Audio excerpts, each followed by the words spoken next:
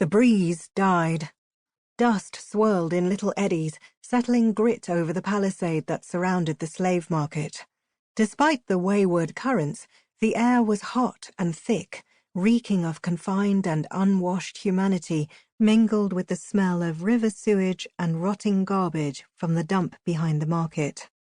Sheltered behind the curtains of her brightly lacquered litter, Lady Mara wafted air across her face with a scented fan. If the stench troubled her, she showed no sign. The ruling lady of the Acoma motioned for her escort to stop. Soldiers in green enameled armor came to a halt, and the sweating bearers set the litter down. An officer in a strike leader's plumed helm gave his hand to Mara, and she emerged from her litter. The color in her cheeks was high. Lujan could not tell if she was flushed from the heat or still angered from the argument prior to leaving her estate. Jikan, the estate hadonra, had spent most of the morning vigorously objecting to her plan to purchase what he insisted would be worthless slaves. The debate had ended only when she ordered him to silence. Mara addressed her first strike leader. "Lujan, attend me, and have the others wait here." Her acerbity caused Lujan to forego the banter that, on occasion, strained the limits of acceptable protocol. Besides, his first task was to protect her, and the slave markets were far too public for his liking, so his attention turned quickly from wit to security.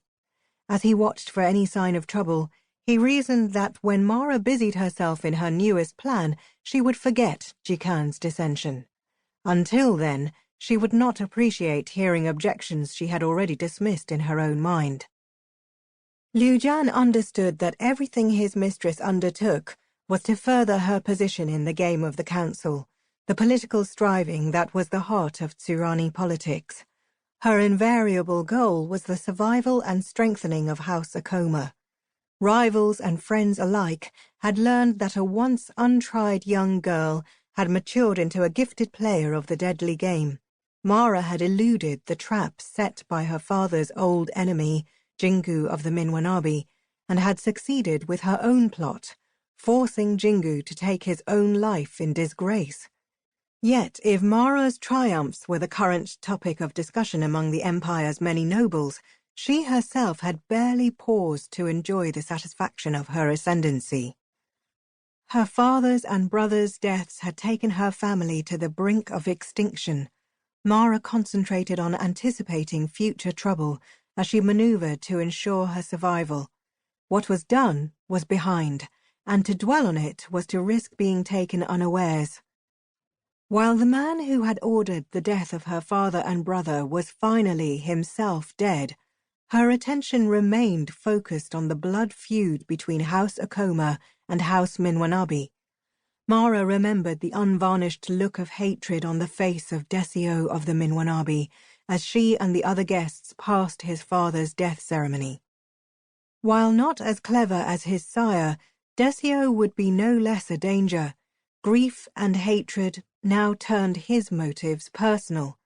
Mara had destroyed his father at the height of his power while he hosted the warlord's birthday celebration in his own home.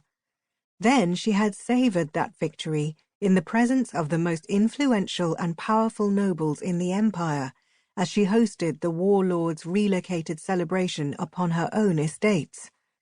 No sooner had the warlord and his guests departed Acoma lands than Mara had embarked on a new plan to strengthen her house.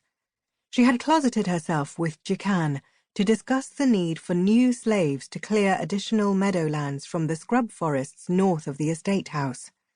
Pastures, pens, and sheds must be completed well before calving season in spring, so the grass would be well grown for the young Nidra and their mothers to graze.